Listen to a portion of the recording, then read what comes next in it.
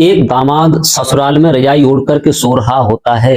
अंधेरी रात होती है, तभी उसकी सासू माँ आती है और उसी कमरे में रजाई ओढ़कर वो भी सो जाती है। फिर जो होता है उसके बाद कहानी सुनने पर आपको पता चलेगा। नमस्कार, मैं हूं प्रेम, आप देख रहे हैं क्राइम तक चैनल। केवल आपको 10 मिनट लेंगे इस कहानी को सुनाने में। आखिरकार आगे इस कहानी में हुआ क्या, इस कहानी को सुनकर के आपके होश उड़ जाएंगे। तब आपको पता चलेगा कि ऐसा भी होता है। काश एक लड़की होती है सीमा, और जिसकी उम्र 25 वर्ष होती है। इसकी शादी हो जाती है। इसके पति का नाम होता है दिनेश। इसकी उम्र होती है 28 वर्ष। सीमा अपने पति से कहती है कि तुम बाहर रहते हो, नौकरी करते हो, इच्छा ये हो रही है कि आप चलो, मेरी माँ ने बुलाया है, चलो घूम के आते हैं।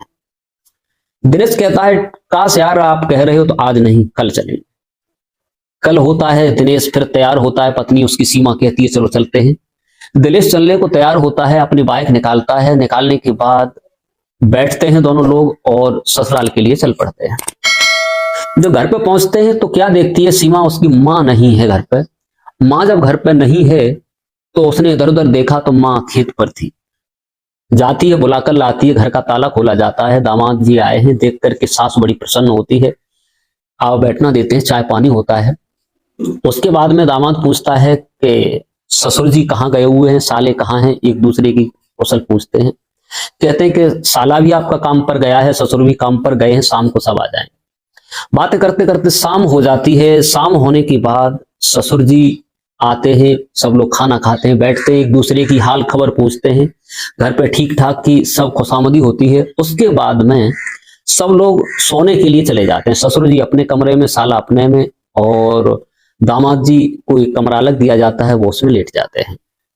और उनकी जो पत्नी होती है सीमा और उसकी माँ एक कमरे में सोती है।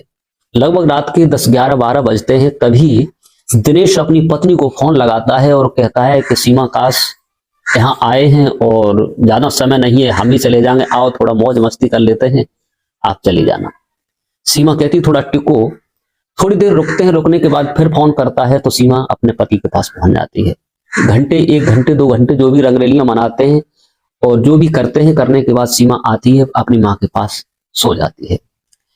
लेकिन दोबारा जब फिर दिनेश का मन होता है तो दोबारा फिर फोन करता है, सीमा एक बार फिर आ जाओ। सीमा कहती है कि तुम्हें शर्म नहीं, कुछ रिश्ते भी होते हैं, ससुराल में आकर के ऐसा काम ठीक नहीं, एक बार हो गया, चलो देखते हैं, अपने घर पे चलेंगे। लेकिन ये सारी बात उसकी सास सुन रही थी, सीमा की माँ सुन रही थी कि मेरी बेटी ने मना कर दिया है।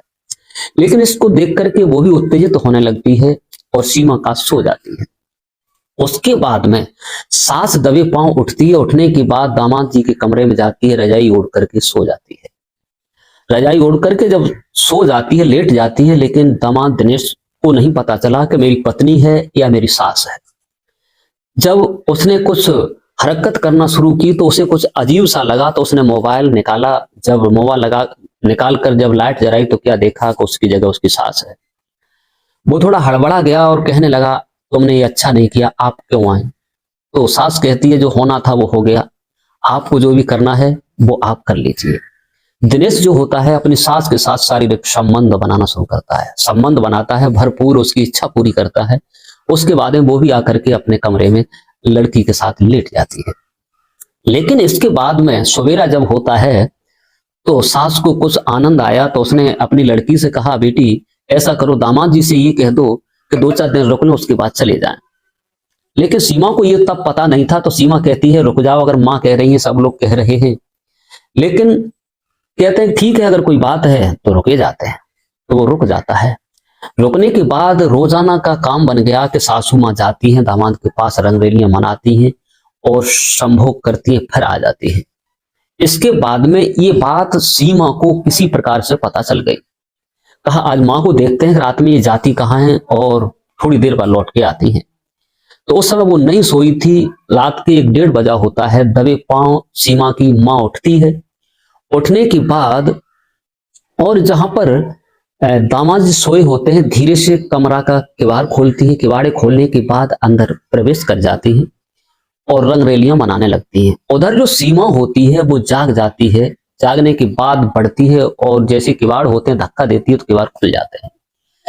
किवाड़ जब खुल जाते हैं, सीमा अंदर देखती है कि उसका पति और उसकी मां संबंध बना रहे होते हैं, तो उसके पैरों तले जमीन खिसक जाती है। वो चीखना चिल्लाना शुरू करती है, तुम्हें शर्म नहीं आई। अपने पति से भी कुछ अपशब्द कहती है, अपनी मां से भी कुछ अपशब्द कहती है। इसी के बाद चीखते चिल्लाते शोर हो जाता है। उधर ससुर भी जग जाते हैं, लेकिन जो सीमा होती है ऐसी कोई चीज उठा करके अपने पति के मार देती है, सर में चोट लगती है, वो जमीन पर बेहोश होकर गिर जाता है। जब बेहोश होकर गिर जाता है, लेकिन उसके बाद सब लोग इकट्ठे हो जाते हैं, वो नहीं उठता है तो उसकी नब्ज देखी होती है, तो नब्ज थमी हुई होती है, उसकी श्वास नहीं आ रही होती है। यह देख करके सब भौचक्के हो जाते हैं, आखिरकार ये क्या हुआ, ये कैसे हुआ। सब लोग हड़बड़ा जाते हैं। जब हड़बड़ा जाते हैं तो सवेरे होते ही होते पुलिस को फोन किया जाता है। पुलिस को जब फोन किया जाता है तो पुलिस मौके पर आ जाती है। पुलिस जब मौके पर आती है तो पूछा जाता है कि कैसे इसे मारा गया। तो उसकी पत्नी जो सीमा होती है पूरी बात बताती है कि आज मुझे 5 दिन आए हुए हो गए।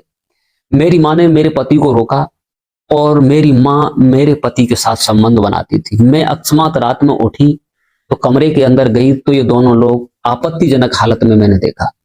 इसमें गुस्सा में आकर के मैंने क्रोध किया और इनसे उल्टा सीधा कहा, न जाने मैंने उठा करके क्या इनके मार दिया, सो इनके चोट लग गई और ये फिर उठे ही नहीं दोबारा। पुलिस जो होती है उसकी डेड बॉडी को लेती है, पोस्टमार्टम के लिए भेज देती है।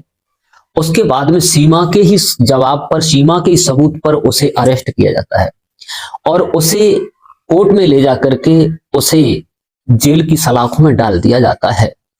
तो मेरा कहने का मतलब इस कहानी को सुना करके ये नहीं है कि किसी को परेशान करना है, किसी को दिल दुखाना नहीं, केवल आप लोगों को जागरूक करना है, आप लोगों को सचेत करना है। क्योंकि एक सास ने अपनी हवस में आकर के और अपनी ही बेटी का सिंदूर उजड़वा दिया। गुस्सा में कुछ भी हो सकता है, स्त्री हर बात सहन कर सकती है, मगर ये बात बिल्कुल सहन नहीं कर सकती। कुछ भी हो, चाहे कितना भी नुकसान हो जाए, लेकिन किसी का प्यार देख नहीं सकती, अपने पति को दूसरे के पास कभी देख नहीं सकती।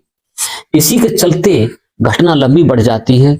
मेरा कहने का मतलब यही है कि परिवार की तरफ देख करके चलो, घर की तरफ देख करके चलो, क्योंकि आखिरकार हो क्या रहा है। इस कहानी का सुनाना उद्देश्य यही है कि आप लोग जागरूक रहें, आप लोग सचेत रहें, क्योंकि प्रतिदिन ऐसे ही क्राइम हो रहे हैं। न कोई बहन देख रहा है, न कोई बेटी देख रहा है, न कोई भाई, न भाभी, न पिता, न सास, बहू, बेटी, कोई नहीं देख रहा है।